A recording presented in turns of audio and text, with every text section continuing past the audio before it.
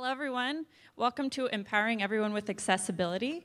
We'll get things rolling right away with introductions by our presenters. Give them a round of applause, please. All right. Good morning, everyone. Thank you for thank you for taking the time to come and join us here this morning. We are so excited to bring you some wonderful content today. But before we can get into all that good stuff, let's get our introductions out of the way. To start, my name is Kelly Watkins Conrad, and I've been at Jamf for almost 7 years now. And while the conversation around accessibility for me hasn't really been a whole lot outside of single access, guided access or single app mode, I've had this conversation a lot more in the past few years. And that really gets me excited, because that means that if this conversation is becoming more and more common, that means that technology is becoming more integrated into all different places all around the world. And while my experience with accessibility is fairly limited, that is not the case for my fantastic co-presenter that I'm so excited is here to join me today, and I would love you all to meet him at this time. Hi, I'm Chris Miller. I'm the Assistant Director for Technology Services in a school district in the Austin, Texas area called Eanes ISD. And the empowering users and students with accessibility has been part of my journey in education and in IT since the very beginning. So it's kind of what's got me to where I am today, as well as being something that is a passion of mine as well. So I'm grateful to be able to kind of share some of these features and share this story with you. So I'm excited. Thank you, Chris. All right, so now that we've gotten our introductions out of the way, what I would like to do next to help set the tone for accessibility is share a video of my friend Elwin.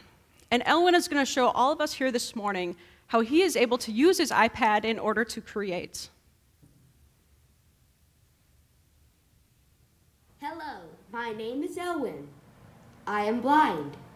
I'm going to show you a presentation on how to go to Google Docs. So maybe let's get started. Docs. Create new. Search. Create new. New document. Button. New name. Alert. Untitled document. Selected. Selection deleted. Dot 6. E-I-N. Equin. K. L. Space. Cancel. New name. Text field. Is editing. Elwin. Can't create, create, loading, document contents. I'm writing with a thing called a Focus 40. It is a device that helps me write on my iPad or phone. It shows Braille. It has 40 different cells. I use blue keys to type. Here. So I just wrote hi. Now I'm gonna be using dictation. That's a microphone built into the iPad. Hi. My name is E-L-W-I-N. Period. New line. How can you tell if what you wrote is correct? Okay, so those dots that appear below are Braille, and that's what I read.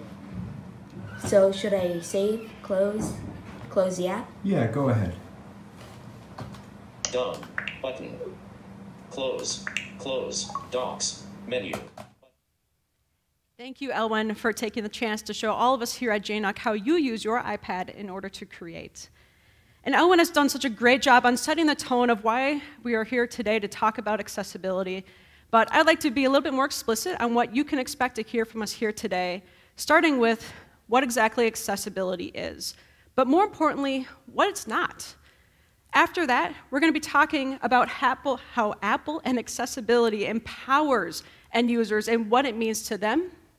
And then lastly, you're only going to be seeing a few stories here today, but it doesn't need to end there. These stories continue with you and the opportunities you bring forward for people that you impact every day. So without any further ado, let's get right into what accessibility is. For many of you, utilizing your iOS device, you may have gone into your settings in general, and maybe you've seen this page before. And there are a lot of different items within this accessibility menu, but have you ever taken the time to actually look in here? Or more importantly, have you taken the time to use any of these features that are available to you? Accessibility is so much more than just these toggles that you see in an accessibility menu.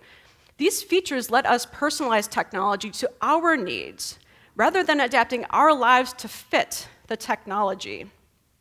And there really is no better example of this as our friend Todd Stabelfeld. Todd has C4 quadriplegia as the result of a tragic childhood accident. Todd Stabelfeld presented at WWDC in 2017 on how accessibility allows him to be independent. His presentation, Convenience for You is Independence for Me, is an incredible presentation that will encourage all of you to go out and check out after this presentation. In his presentation, he talks about how a lot of the accessibility features are things that many of us take for granted. It's more than just the toggles on your iOS device. It's life-changing for millions of people all around the world. And while I would love to get into Todd's story a little bit more right now, you're going to have to wait till a little later in our presentation to hear more about his story. And at this time, I would like to invite Chris back up into the spotlight to talk more about Apple and accessibility. Thanks, Kelly. All right, so I believe technology is at its most powerful when it empowers everyone. And I think Apple and accessibility really helps to tell this story. Accessibilities have been part of our journey with Apple devices for a while now. And integrated throughout iOS, they empower us to personalize devices so that they're better suited to meet our needs in order to be more productive and to be better connected with people that we're close to, and even with the world around us. Apple has a lot of rich and engaging accessibility features throughout iOS, which can be grouped around a couple of ideas: helping with vision, interaction, hearing, media, and learning. And we'll explore a few of these features.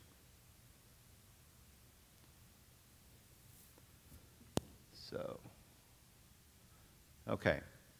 Vision. The iOS accessibility features for vision include the ability to change display settings, including zoom, fonts, and colors, as well as voiceover and speech features that not only work within native apps, but also include support for third-party apps as well. The display accommodations let you invert colors, reduce white point, enable grayscale, or choose from a range of color filters. You can select from among common color schemes, and you can even make custom adjustments that suit the needs of your students or your users. With the smart invert color setting, iOS automatically recognizes a piece of media that is using dark mode and adapts. You can reverse the colors of the display without necessarily affecting the looks of images and videos within certain apps, which is a really nice development for those features. Zoom is a built-in screen magnifier that works wherever you are in iOS. You turn on Zoom for either a full screen or a picture-in-picture view, allowing you to see a zoomed area as a separate window. Similar to Zoom, the magnifier works like a digital magnifying glass. It uses the camera on your iPad to increase the size of anything you want it pointed at so you can see the details more clearly. How many of you have used maybe the camera on your phone to zoom into something so you can see the details a little better? Certainly some of us that might remember the 8-track tape have been guilty of this. That same group of people has very likely used the ability to adjust fonts to activate larger dynamic type and text inside a wide range of apps, including calendar, contacts, mail, messages, settings, and even some third-party apps. And here we have increased the size of the font in settings, not to the largest, but pretty darn close. VoiceOver is a gesture-based reader that lets you enjoy the iPad even if you can't see the screen. With VoiceOver enabled, you just triple-click the home button to access it whenever you're in iOS. You can hear a description of everything that's happening on your screen, from the battery level to who's calling to which app your finger's on. You can also adjust the speaking rate and the pitch to better suit your needs. Let's look at an example. VoiceOver on. Settings. Speech. Button. Select voice. Samantha. Voice. English. Us. Alex. 869 megabytes. Selected. Speech. Back button. Voice. VoiceOver. Back button. VoiceOver. On. VoiceOver off. Now, those of you in a school setting, if you want to create chaos, have all your students turn this on at once. It's a lot of fun. But this is a really neat feature, and it's been with iOS for a while. Interaction and touch accommodations. These are really powerful and probably something that's not often explored. It includes powerful features like switch control, assistive touch, customization of the home button, the ability to customize keyboards, and even shake to undo, which I just wish I had for life in general. In iOS, switch control is accessibility technology that allows anyone with extensive physical and motor limitations to be able to use the device better. Switch control allows you to navigate sequentially through on-screen items and perform specific actions using a variety of Bluetooth-enabled hardware, including the Tecla, which is on the screen. That, in turn, allows you the ability to connect with other switches or wheelchair driving controls, and it allows people to interact with their iPhone and their iPad and their mobility devices hands-free. That's a game changer. Touch accommodations allow you to adjust how the screen responds to your touch. You can control how long you touch before it's recognized, and you can also set up whether or not repeat touches are ignored. The assistive touch feature actually lets you change some of the default gestures in there, and you can customize them and make them accessible with the tap of a finger. It's a neat set of features for sure. You can also create custom gestures, and I had a lot of fun with this, and customize the layout of the touch menu. So if you haven't gone and explored this, the blue lines you see on your screen are literally the path that your fingers take when you're setting up the custom gesture. And again, it's as simple to activate as enabling an on-screen tap. Hearing. So the hearing accessibility features include integration with hearing devices. There's LED flash for alerts, and I've seen those integrate with third-party developers into other types of flashing applications to help people know when they're getting a call.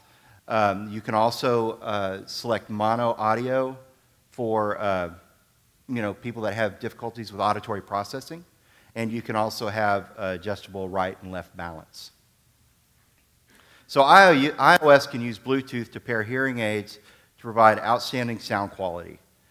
You can quickly access the features in the settings on your assistive hearing device right there on the iPad by triple-clicking the home button, and you can glance at battery status. You can change the balance from right to left, and it's nice how well this integrates. But let's not take my word for it. So Rex is a first grader in my school district who uses the accessibility features of his iPad every day in class. And so I had the opportunity to visit with Rex recently so that he could teach us how he uses it. Rex is a first grader with an amazing story. On September 12, 2013, he was diagnosed with stage 4 high-risk neuroblastoma at only 17 months of age. Thanks to excellent medical care, surrounded by a loving family and lifted up by the support of Eanes Westlake community, Rex is a survivor.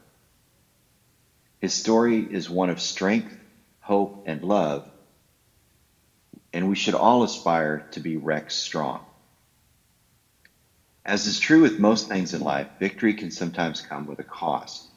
Rex was recently diagnosed with 73% hearing loss that's made worse in the presence of background noise. So this year, Rex started school with brand new hearing aids.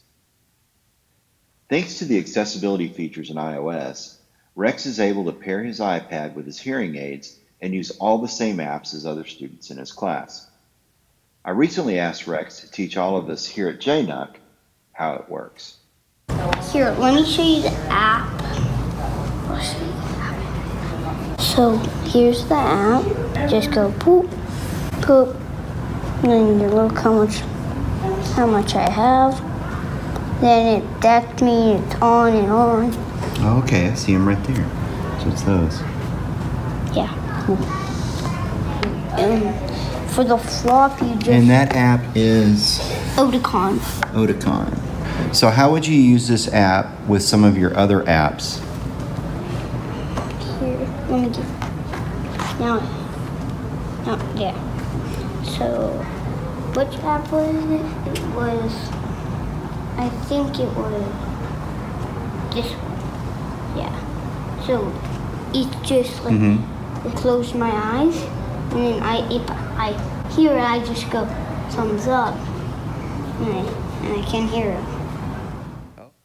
Rex is a great example of how students can use iOS accessibility features every day in class. You can follow Rex's journey at posthope.org/RexStrong. Isn't he cute? So that wasn't rehearsed. I literally showed up in his class and said, hey, Rex, your mom said that you would help me in sharing what you do with the iPad with these folks at JNUC. And of course, he didn't know what JNUC was, and because he's in first grade. But he dove right in, and just that openness and that gregariousness are what makes him pretty amazing to me. Another accessibility feature that I actually use personally, even though I hear just fine, is closed captioning. And with closed captioning, you can watch the captions basically displayed on movies, TV shows, and podcasts. Just look for the closed captioning symbol icon when you purchase content. What's really interesting is that the ability or the prevalence of captioning is expanding. It's kind of something we're all used to because we've had it on TV for a while, but seeing it expand into other areas is really important for those of us that benefit from that. But also, you can even take it one step further. So for those with both vision and hearing impairments, the iPad lets voiceover users access closed captioning and subtitle tracks through their Braille displays. So they can read the captions on their Braille display, which I didn't know that. That was pretty cool. Another one that we may be more familiar with as school people is guided access. And there's a lot of iterations in how Apple's expanded the use of guided access through the iPad, but the basic principle is that guided access helps people focus on an app. So it helps people with autism or other attention and sensory challenges to stay focused on a task or an app. A parent, teacher, or therapist can limit the iPad to one specific app and lock it in. They can disable the use of the home button. They can even limit the amount of time that's spent in that app. You can restrict access to the keyboard, and you can even select certain areas on the screen that allow touch input and block it on others. Guided access is embedded into other technologies as well, such as the single app testing mode that you can see in Pearson's TestNav, or in Texas we have STAR online testing program, and those features have gotten stronger and more resilient as Apple's developed the platform. So that brings us to what we're talking about today. So iOS 12. So what's new? A few things. So iOS 12 gives us a few really kind of exciting features I want to touch on, including Siri Shortcuts, live listening, and then even screen time as an accessibility feature. So perhaps for me, one of the most interesting and exciting features of iOS 12 is the Shortcuts app. If you don't have it, go to the App Store and download it and start playing with it. The Shortcuts app enables you to create personal shortcuts with multiple steps using your favorite apps. It's easy to add your own. Shortcuts also has over 300 built-in actions, and like I said, works with many of your favorite native apps, including Maps, Camera, Music, Reminders, and Siri, as well as third-party apps that support the integration. Let's kick this up a notch, especially for accessibility. You bring Siri into the picture, and we have Siri Shortcuts. And so this amazing step allows you to trigger custom multi-action commands by voicing a preferred phrase that you can articulate, and Siri doesn't necessarily have to search the web to understand what you're meaning. If you're communicating, for example, if you're commuting home, you can say, heading home, to get directions. Or you can bring up maybe a favorite podcast, or send a text, or all three at once, without having to go into each individual app when you should be driving, and touch your device. Let's look at an example. So here we're taking a suggestion, and I'm going to record the Podcast. Click done. Hey Siri. Podcast. Okay.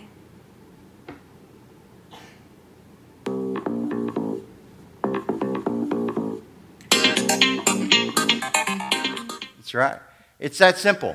And you just play with it, you can do it, and you can trigger it, and it's always fun to walk into a crowded area and say the words, "Hey Siri." One of the features that I'm personally excited about, and I've been using since its beta, is screen time. And in my opinion, screen time is a social and emotional wellness feature.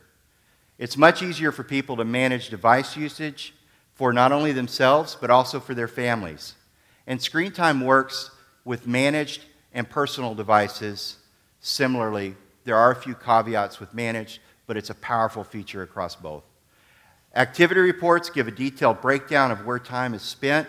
App limits can be set so that on specific times that you access an app, as well as how much cumulative time you spend in an app on a category basis or even in an app-by-app basis. You can schedule a block of downtime in which iOS itself can't be used, or choose specific apps that are always on. Another cool feature that I encourage you to try, and we'll do a demo on how to do it, is Live Listen. So, how many of you have AirPods? Okay. So, what's exciting in iOS 12 is that with Live Listen, your iPad becomes a remote microphone that sends sounds to your made-for-iPhone hearing aid. That's been there. In iOS 12, Live Listen lets you hear conversations in a noisy room. It helps isolate the voices and the sounds that you hear, but it also adds the ability to expand this feature to AirPods. So you do not have to have a hearing aid to take advantage of this. Now, I'm not saying that you should leave your phone downstairs and spy on your kids, but basically anyone who wants to hear a little better can benefit from this feature. And so I'm just going to kind of click through on how you do it. You actually enable this in Control Center, and then you have to add the control for hearing, and you have to pair your AirPods, and those were these. I was doing this in a Starbucks, and got the AirPods there, turn them on, and then you'll be amazed at how the background noise drops away, and the actual, just the voices are amplified and added a little clarity. One other thing to consider is the use of HomeKit and IoT devices. So, HomeKit-enabled IoT smart home devices usually come in through the consumer space, and they basically allow your iPhone or iPad to focus as a hub. And while it's true that most of these are designed with convenience in mind, when we bring Siri and other accessibility features and their integration into this equation, it can be really useful from an accessibility standpoint. Empowering users. So let's talk, that's what this is all about, right? This is about raising the playing field and empowering people So let's talk about how this works. And I'd like to give you a few examples that I think are of uses and people that take maybe some of the built-in features and they go beyond that. The first one is a little bit older of video. So this is Caitlin, and Jenny Graybeck recorded this when she was with the Fletcher School. And I love how Caitlin uses Siri accessibility features and iOS to empower her to be like her peers.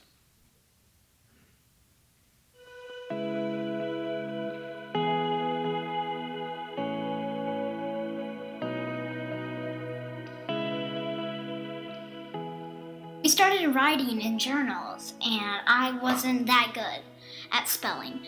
So I would write in my journals, but then the next day, I could not read them. And then we got iPads, and there was this app called Pages, and Siri helped me write my journals.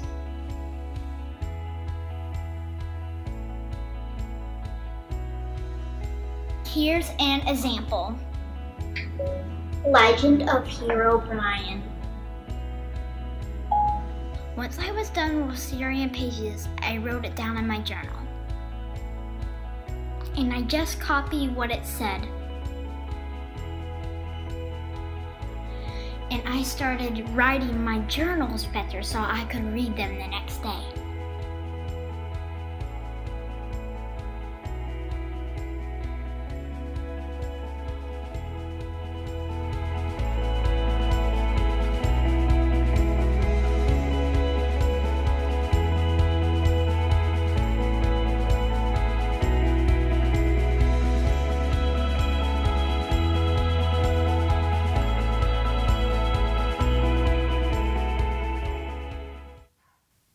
It's Caitlin's Siri story. How many of you have seen that? Cool. So it's new to most of you. So extending the use beyond the basics to empower children. So what did y'all see here? Someone give me, what's one takeaway from that? She's using, you hear it, she's using Siri. Is she shortcutting the work she's doing? No.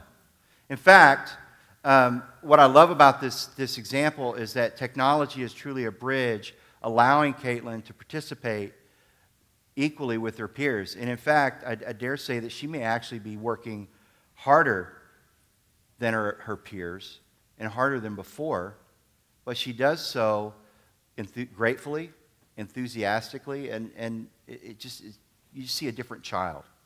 And that really resonates with what I think we see with our kids, with our students when we do these features. Let's look at another story. So Todd Stablefelt. I can't begin to express how much this man and his story and his journey inspires me personally. We're very different, except we both have great facial hair and we're both good looking. But I had the opportunity to get to know Todd a little bit when he helped present some of his message at one of the Austin Apple admins meetups. And really, it was really just, that was the vehicle so I could just get the opportunity to talk to him. But Todd was the accessibility keynote featured speaker in 2017's WWDC. And if you've never seen him speak or had the opportunity to watch the video, I encourage you, because Todd is all dude, very visceral, hardworking, pull yourself up by your bootstraps kind of guy. He's a database engineer. He's got his own database company called C4, which it speaks to his disability. But as he'll tell you, he didn't think that C4 might also be something else, which is kind of funny. But his explosiveness, just personally, and how he reaches you and touches you is huge. And so basically for Todd, and the message that he shares, is that with Siri, enables him to do tasks that are hands-free. And the fact that you can trigger Siri without having to push a button for someone with C4 quadriplegia or similar difficulties is huge because he can't touch a button. What he's talking about now that takes this even further is that Siri, his Tekla, his independence, the motorized chair, all that's been pretty huge. You add HomeKit into that equation, and now he can take control over his own house as well. Something as simple as turning on lights, doors, the music he wants to hear. I mean, he doesn't have to rely on Karen, aka baby girl, his wife, to do those things for him. He can do it. And Todd is the kind of guy that wants to live life to the fullest, embrace it, work at it, and do it. He's a doer. And so one of the interesting things about the discussion is that he reflects that he really appreciates all of us normal people because we are so lazy and we develop these features for convenience. And what's convenience for us is independence for him. And so that's Todd's challenge to us, and you got to check him out. Going forward. Kelly? Thank you, Chris. So what can you start doing today to make sure that everyone has the same opportunity to flourish no matter where they are? Remember, as Todd would say, convenience for you is independence for millions of people around the world. And how can you incorporate that mantra into your daily life? Thinking of the stories that we've seen here today, starting off with our friend Elwin. Being visually impaired doesn't stop Elwin from being just like every other kid in his school. And because of built-in accessibility features, such as VoiceOver, Bluetooth integration for his Braille keyboard, and voice dictation, he is able to overcome what were previously roadblocks in using technology. And we can't forget about Rex's story. Accessibility isn't just limited to the features within the accessibility page of your iPad settings. Adults thought that Rex was purposely ignoring them until he took a hearing test in kindergarten that proved otherwise. For Rex, being able to pair his hearing aids with Bluetooth technology allows Rex to hear his teachers, his parents, but most importantly, it allows Rex to be able to participate in class, just like all of his classmates.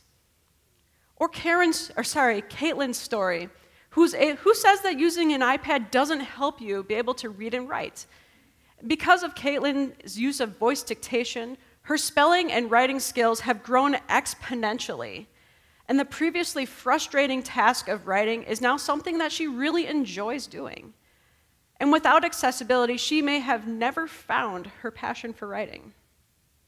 And last, but certainly not least, these technologies build up so that the stories of the kids that we've covered here today can grow into well-integrated adults.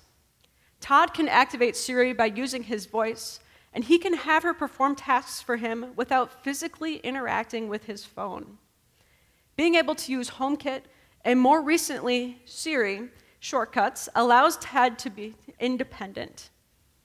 Accessibility lets Todd be an asset in the workforce, and isn't that the end goal? To allow everyone the opportunity to make a difference in this world? One of the things that's been true throughout my career is I think it's important for IT to be open to non-traditional technologies. And we get these requests in, whether it be through the help desk or some other vector, and sometimes we have to suspend disbelief and look at it with a different set of lenses. Bridging accessibility gaps between the device and the user is huge. Siri-capable devices plus HomeKit and other typically consumer-based devices can become tomorrow's great accessibility tool. So I challenge you to stay open to that. Well said. So we've covered several different things here today as a group. The first thing, looking into what accessibility is, it goes so much further than just those toggles on your iOS device. And then, of course, the opportunity to talk about how Apple has features that are available to empower end users. And not only are many of those features built in, but integrations with third-party peripherals take accessibility to a whole new level. Accessibility features can empower all of us. How many of us are already using features like Siri, speech and dictation, or even larger fonts? And of course, accessibility means independence. Kids will eventually grow into adults, and these tools will allow them to not only have more freedom, but allow them to be just like everyone else in this world. And while we only had the chance to cover a few stories here today, we do have some links to some videos and some podcasts if you're interested in learning a little bit more about accessibility and how you can get involved. We have several links up here from all the stories that you've seen here today, as well as a podcast that we would encourage you to go ahead and listen to if you want to become more involved. And of course, we want to include Apple's commitment to accessibility and what they are doing to ensure that they will be focusing on accessibility going forward. And today, this presentation wouldn't have been possible without many people to help us along the way. We want to thank Bruce, Nadia, for letting us share Elwin's story, and thank you to Lauren for putting together the video of Elwin to share with you. Leslie, Kelsey, and Rex Ryan, thank you for letting us share Rex's story with all of you here today. And of course, Caitlin's parents for giving us this opportunity. And last, but certainly not least, special thank you to Todd and his baby girl, Karen, for giving us their blessing to share his story with all of you here today. And of course, we didn't forget about all of you. Thank you so much for coming out and seeing us here this morning. We hope that this has been informative and you've learned a lot here today. And we can't wait to see what each and every one of you go out and do and how you empower your users with accessibility. Thank you so much, and please don't forget to give us a rating on your JNUC application. Thank you.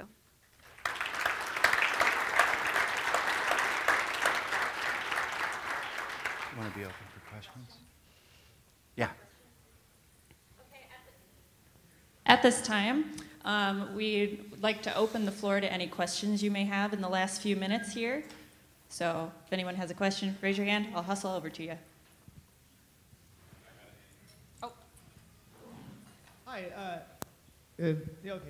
Hi, my name is Andy Cadot. I'm from Corval School District. I just had one question with screen time. As far as your district, do you allow that for all devices, or do you block it? We allow it. Oh, we allow it. One caveat for schools with screen time particularly is that there isn't currently a payload with a magic button that you can click to clear those out. However, if you toggle the allow setting restrictions from true to false, and you can do that with extension attributes or other types of workflows, it'll clear that out. Okay. So, but yeah, we do.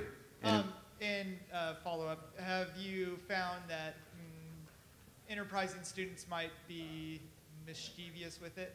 Absolutely, which is why I set up the extension attributes. So how many of y'all manage devices that are used by middle schoolers? That seems to be the target age, right? So you can theoretically set a device limitation so that the apps, you can only use them for a minute, and maybe that minute occurs at 1 a.m., which is why we do that.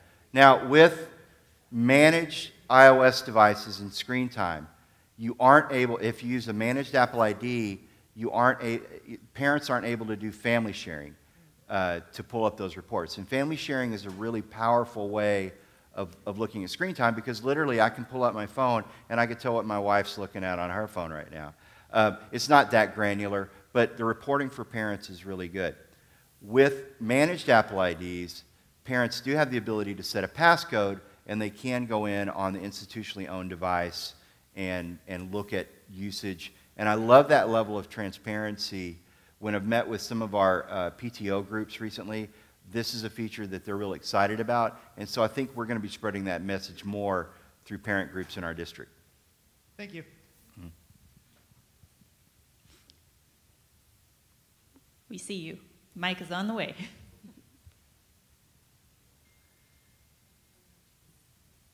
Okay, I just got a couple things. It's not really questions.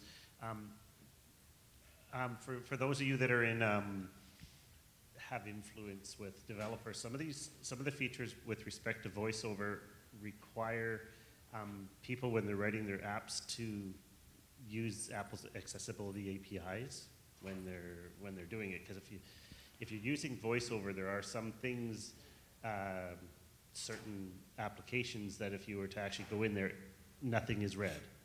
Like when Elwin was on this, showing us things there, the iPad itself reads everything, but if you go into something like, let's say an Adobe Connect kind of thing, there's nothing read to VoiceOver. So if you have, if you're working with persons with visual impairments and there's an app that doesn't work and you have any influence, these sorts of things are quite important to the person who's using VoiceOver, like myself, that these sorts of things need attention. When people use custom elements instead of the actual built-in APIs when they're writing their apps, it makes it very difficult. I'll also add one quick thing, 2 quick things actually. A lot of these features are actually available on macOS as well, just so those of you that manage Macs, most of those features, including the switch, the VoiceOver, the hearing things, are all available on the Mac as well. And the last that you might want to add to your presentation, video description. If it's actually a very interesting, my wife watches movies with me, and the video description is along with it. Instead of just VoiceOver reading the closed captioning, a lot of videos through nowadays come out with an audio description so that the person who is blind can actually have a audio description of what's going on. It's kind of embarrassing in a smut kind of scene, but it's but it's very good. You know, when they're sneaking around somewhere and it's quiet, I have no idea what's going on. But when it's explained, or a facial expression and that kind of thing, and actually they take the notes from a lot of directors' notes, so there's things that you actually hear in that you might not catch even as a perfectly sighted person. Thank you for that. I think that's really good, resonating off of what you said. And to clue in again, the challenge to developers is to use the accessibility kit. If they will just do that, all these other features will integrate seamlessly. And Apple sets these frameworks up for developers with intentionality. And that's all they got to do. And that's one of Todd's challenges with WWDC Keynote. And thank you for bringing up about the video description, because you're right, that is a really cool feature, and it's one that we might not consider. And you are right that it is kind of fun. If you've not played with it, play with it, because as a person with sight, you actually get access to another layer, particularly with some of the I didn't know they came from the director notes, but of some of the descriptions and what the content is that they're describing on the screen. It's really kind of cool. So, thank you. Thank you. We have one last question here. I was just curious how your tech department and special education department communicate. I was Telephone? Curious, yeah, I was curious also like the size of your district as well. So we're kind of a medium-sized district, kind of the western, to the west of Austin. Part of it's in Austin ISD. We have about 8,200 students, manage about 9,500 iOS, about 3,000 give or take Mac OS, and about 670 to 680 tvOS.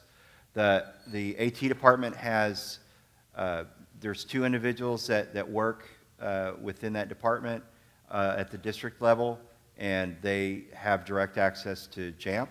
They have their own, their purchases are still on a VPP account. They haven't migrated because they don't want to unscope apps in the middle of somebody using them. But they make their own purchases. They make their own policies. In fact, they updated their own VPP token just the other day. So that integration has been really, really pretty good. And we probably talk about once every 2 weeks. If something's scaling up, we'll actually talk a little more frequently, but it's a very well integrated relationship. So, and that's been very nice. Thank you, everybody, for your time and attendance. We have reached the end of our time in this room, so give Chris and Kelly a big round of applause, please.